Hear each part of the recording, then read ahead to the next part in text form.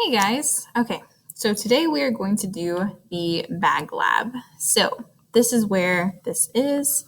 You're going to go to Google Classroom. You're going to go to week 12 Monday or Tuesday. You're in fifth period. The bag lab, and you're going to open this Common Lab manual. So let's click out of that.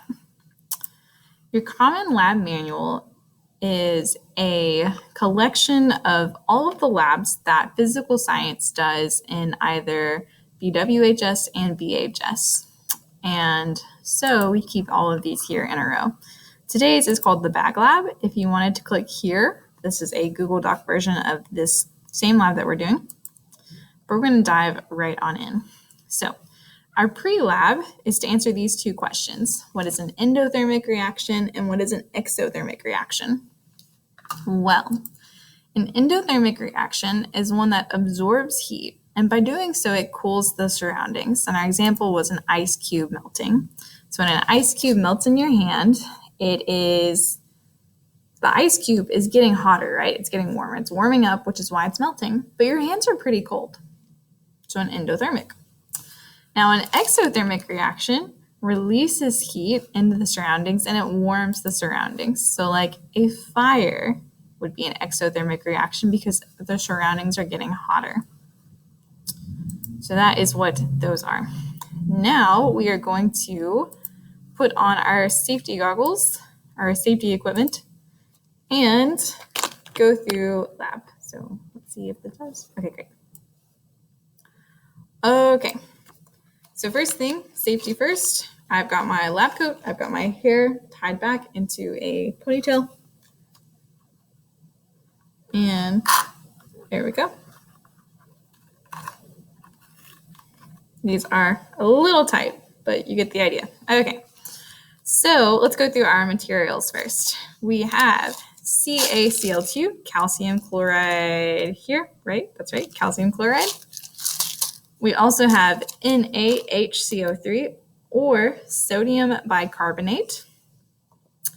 I have this universal indicator, this green liquid. So this universal indicator is a dye basically that changes color based upon certain chemical and physical properties inherent to that chemical. Specifically, this one changes color with the pH, which is something that tells you how acidic something is. So everything has an acidity everything has a pH, and it's either acidic, like a lemon, or basic, like milk, and then things fall in the middle between those two things. So the pH color is going to be shown using the universal indicator.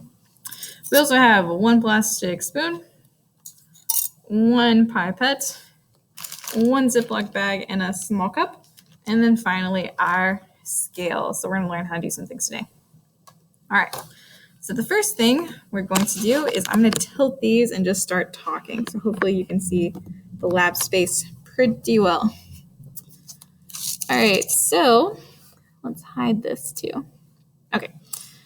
Step 1, make and record your observations of CaCl2 and NaHCO3 in the next column. So here's calcium chloride. We can see a couple of things. We can see that it is white. It is granular, which means they kind of roll up like this. It sort of looks, I heard them described as looking like Dippin' Dots. It's kind of chalky looking. If I smell it, it doesn't have like a really strong smell. There's no smell to it really. And yeah, that's calcium chloride. So white, chalky. It is room temperature right here. So we'll talk about why that's important. And also it is a solid. You just want to be really clear there about what these things are. Now we have sodium bicarbonate, NaHCO3. And actually, let's do this. So the place you're going to record these observations are right here. So calcium chloride, you would say it's white. It's round. It looks kind of like sand. Sorry, not sand. It looks kind of like Dippin' Dots. It doesn't really have a smell. The temperature is that of room temperature, so on and so forth. And then now we're going to describe baking soda. Okay, so this is a white powder.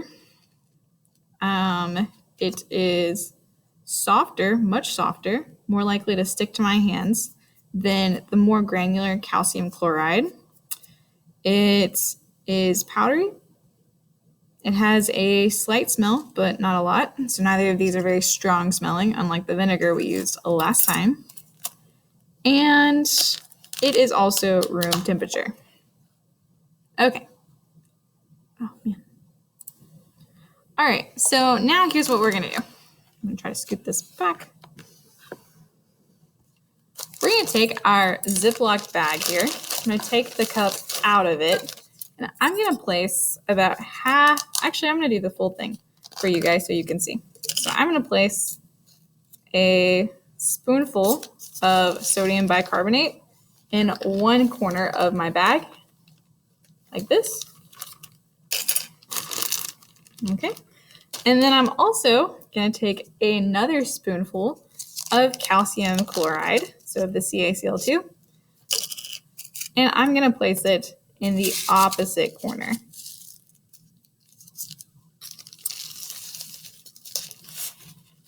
All right, and both of these things, I'm going to try my best to keep them away from each other. Okay. So I now have one side, two sides, all right? Two different things. Okay, so now we have calcium chloride is on this side and the sodium bicarbonate is on this side, and they are separate from each other, two separate things. Now I have also filled up a pipette.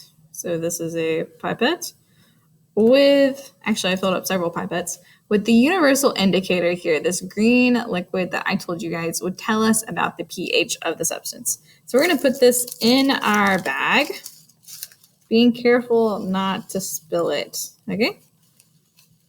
All right, so it's gonna go like this. Now for the tricky part. We're going to not mix, we're not gonna mix anything up yet. I'm going to button this, and now we're going to measure this on our scale. This is our scale. A couple things about a scale. First of all, turn it on, we press this button, and at the bottom, we should see, hold on. It has to be on the ground or else it tells me it's doing other things. Okay, this scale is now in grams, number one. And number two, I have to turn the scale on before weighing something. If I weigh this,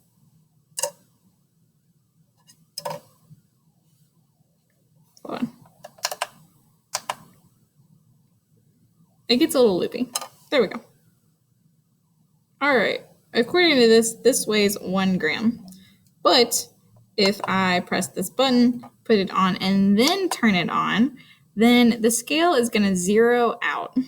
And it is going to say that this weighs 0, and anything that I add to this, like say some more fluid, so now I have this and it's full of fluid. If I put this on the scale, then it is only weighing the fluid. So now it says the fluid weighs 1 gram. So we're concerned about the accuracy of this thing, but it's fine. All right, so now I'm gonna weigh my bag. Now, the trick to this is getting all of your stuff on your bag, sorry, on the scale, and without mixing it. So I'm gonna keep the cup in the middle. I'm gonna take the weight of these grams. I'm gonna pile everything on top here, and then I'm gonna also fold this over, and wow, yeah, I really added some stuff to it. Okay, so according to our scale, this weighs 51 grams. You're gonna go ahead and record that here in the mass column. All right, so now that we have recorded this, I'm gonna slide this off carefully. We're going to open up our bag, and we're still keeping these two things, the calcium and the chloride, separate. But now I'm going to, so you guys can see this okay, we're going to dump out our universal indicator on both sides. So I'm going to pour some liquid over here. And some liquid over there. Get all of it, get all of it. Okay, and wow, you can already see this taking place. See this? It's turning from green to orange and then pink. So now we're gonna close it and I'm just gonna gently massage. Oh man. So this is now turning like almost a pinkish purple and it's getting really, really hot. Like I just took tea out of the microwave. And then on this side, we can see this is turning to like a lighter green at first, and it's getting really cold. So both of these are good examples of an endothermic versus an exothermic reaction. So we're gonna bring this a little bit closer to you. So we have a couple things. We're having a temperature change. This side, the pink side, it's getting really, really hot, almost too hot to touch.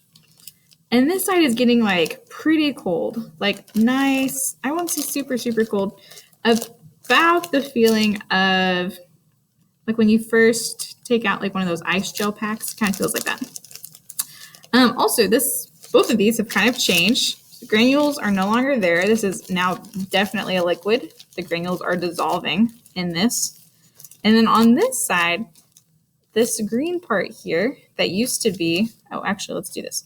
The pink side used to be the granules from the calcium chloride. It is still calcium chloride, obviously. And then this side is the sodium bicarbonate. Sodium bicarbonate is the green getting cold, and calcium chloride is the pink getting hot. Okay. A couple other things you might notice. There are some bubbles trapped in here. We're having a little bit of a temperature change definitely having a temperature change. We're having a little bit of a color change on this one. It's now a lighter green, a little bit aqua, and there's some yellow in it too. It's no longer like powdery. It's now a liquid that feels a little bit like a gel, I would say. It's got a thicker, it's like thicker than like how I would describe water as being. Okay. And then on this side, this feels very much kind of watery. Okay. You might also be able to hear some of these bubbles kind of going up, and this is sort of fizzing. Some students in another class described it kind of like a bath bomb, which I thought was kind of fun. So here we have this.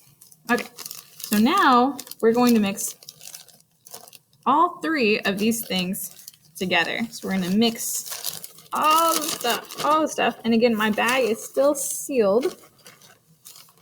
Oh, wow. Okay, so this is puffing up really, really big. You guys can see that. It's forming several gases, or a gas in here. So my bag is also expanding, getting bigger. And we have this sort of bubbling reaction taking place. And this, if I feel it, it's a little hot. It's a little warm overall, I would say. You might be able to hear the sound of that. It's almost forming suds on the inside. And again, this bag has not been opened. So let's get all of that together. All right. So now we're going to do our last step. We're going to weigh our bag again.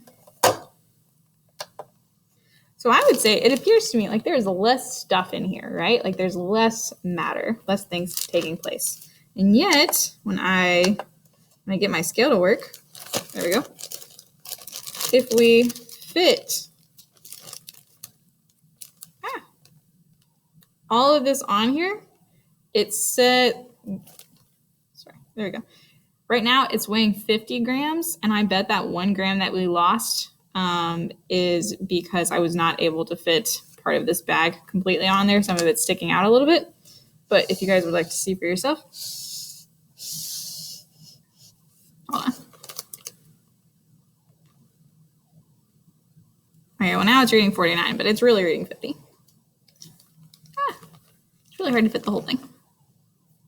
There we go. Okay, that's what it was reading earlier. So 50 grams. Hopefully you can see that. 51 grams. Nope, back to 50. All right, we're going to settle on 50. 1 gram of difference, by the way, not a big deal. So we have this whole bag. So we saw a couple different things here. We saw, okay. I don't normally have quite so much stuff in here.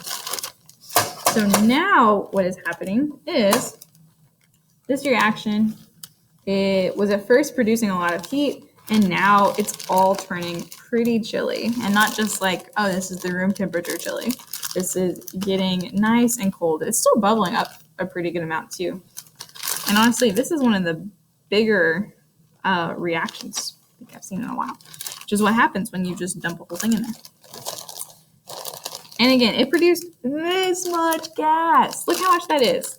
That's like, this thing was empty. I like had it popped, and this is like 3 chip bags right here. All right, so let's look at what we should record in our table. Describe both of these things beforehand. You shouldn't have written a whole lot. There's sodium bicarbonate. Here's calcium chloride. They're not that particularly special. The mass was 51 grams before and after. And then your observations after the reaction include things such as what I said was happening to the temperature, the color, the viscosity, so like how thick a liquid is would be a good descriptor. And also there's one I'm forgetting, texture. Texture would just overall would be good. So it became, you know, what phase was it in? Was it kind of runny, kind of more gel-like, etc. Okay. Now let's look into our post-lab questions. I'm gonna take off my glasses. Okay.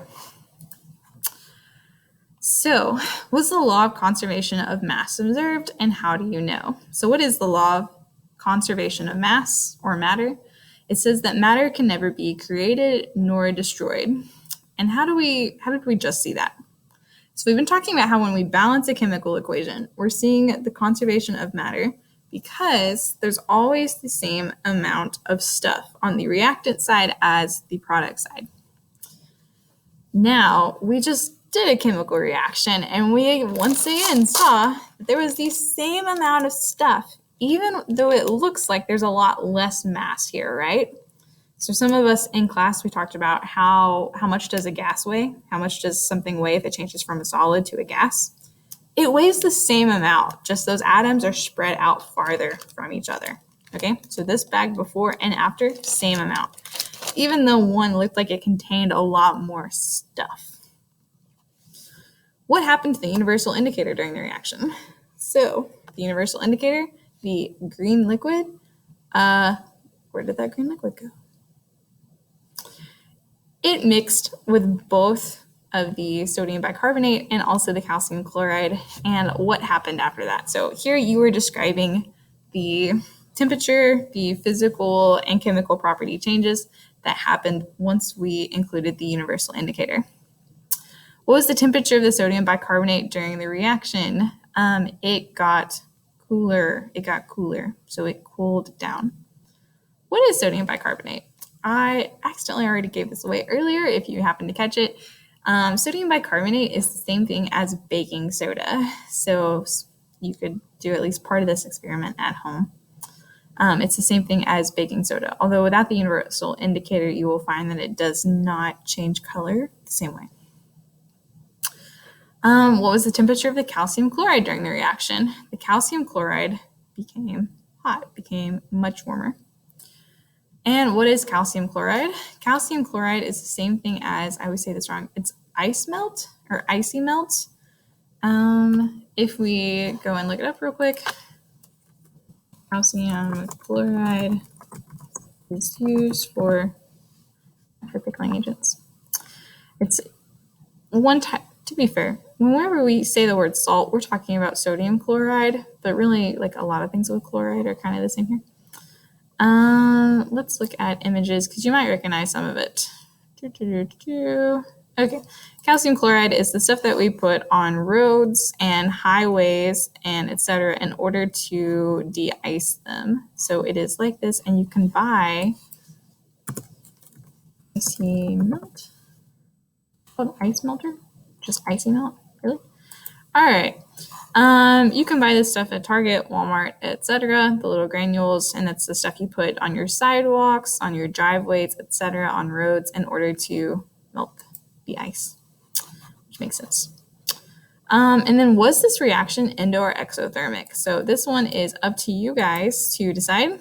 Again, an endothermic reaction is going to absorb heat and it cools the surroundings. So which one cooled the surroundings? And then an exothermic reaction is going to heat up its surroundings. So which one got hotter? And then overall, do you think the reaction was overall more endothermic or more exothermic? So which one maybe kind of won out at the end? And then finally, this is the reaction that we did. So this is a pretty good sized one, I would say. So we mix calcium chloride plus sodium bicarbonate, and we form calcium carbonate. There we go. So calcium carbonate, let's look that up real quick because I think pictures make this a little bit easier. Let's see.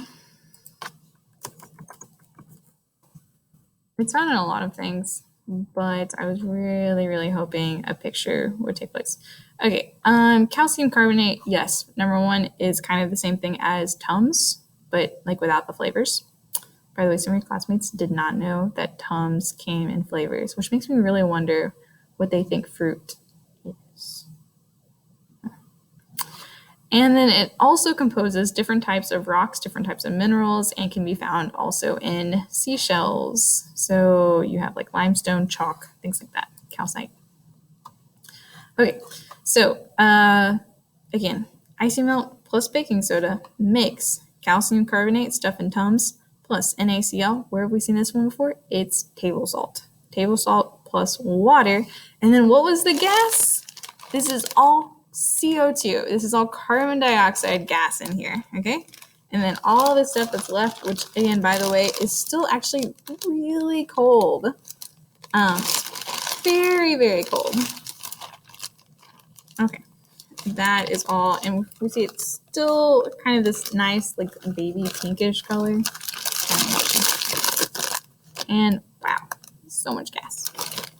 All right, so that is the reaction that we just did, and your final job is to balance this reaction.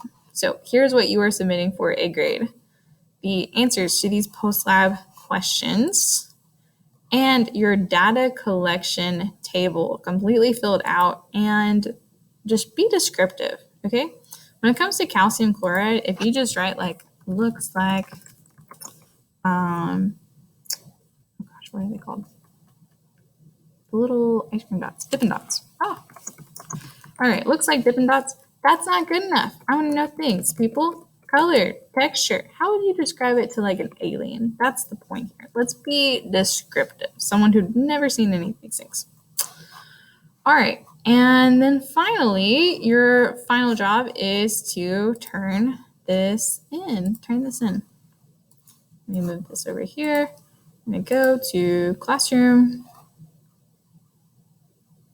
Okay, sure, let's click here. And you're submitting this again under week 12 bag lab. You'll submit that, and then we'll do the rest of our common labs throughout the year. All right, let me know if you guys have any questions, and enjoy. If you have any icy melt or calcium chloride, if you have any of the icy melt, or if you could be talked into getting some, it's completely safe to use. Along with baking soda. And if you'd like to do this at home, you can. The only thing is I don't think you'll see the universal indicator since you don't have that. So you would want to just use water. So you wouldn't see the color change, but you would see that it like got, once I got hot, once I got cold, and also like the bag popped up, which is still pretty cool. So if you'd like to do this on your own, then go for it. But in the meantime, I'd like you to use my data. Thank you. Anything else?